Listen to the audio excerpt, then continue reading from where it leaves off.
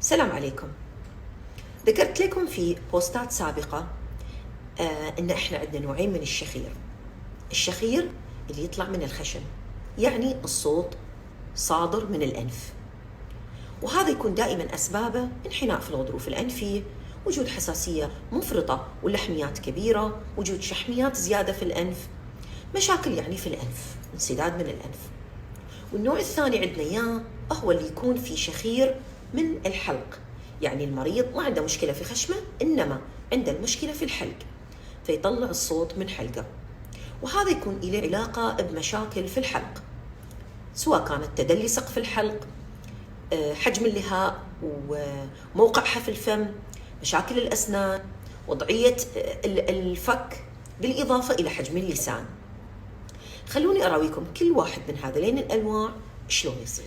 خلوني أراويكم على هذا الموديل اللي هو عبارة عن منتصف الوجه، يعني إذا قلنا هذا وجه شخص، هذا على جهة، فهذا اللي تشوفونه لما يكون داخل الأنف، يعني هذا الأنف، هذا داخل الأنف. هذه التموجات اللي تشوفونها هي اللحميات الأنفية اللي موجودة عند كل الناس، لما تكبر تسبب انسداد في الأنف.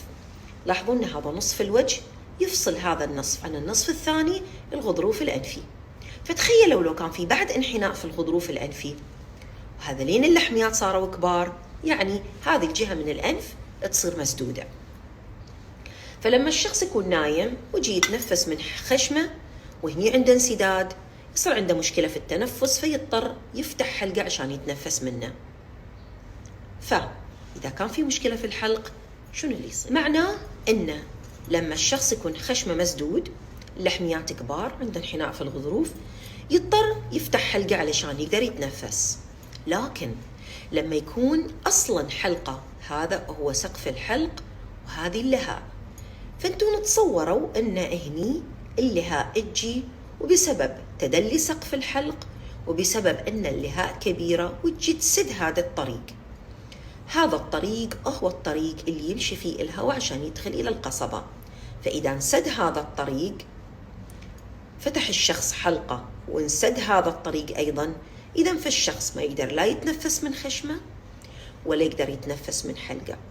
فتخيلوا لو كان حتى اللسان كبير أو كان الفك راجع على وراء، فيصير في اختناق في هذا الطريق اللي يخلط ما بين التنفس من الأنف والحلق. في هذه الحالة الطبيب دائما يلجأ في البداية، أغلب المرضى ما يحبون الخيار الجراحي يكون هو الخيار الأول، فأول ما يدخل عند الدكتور يقول لي دكتور أنا ما بأسوي عملية، ممكن يستخدم لي بعض الأدوية بتقليل الاحتقان، ممكن تصغر لي شوية حجم اللحميات. لاحظوا إذا كان في انحناء في الغضروف الأنفي ما في أدوية تعدله، هذا يحتاج تدخل جراحي.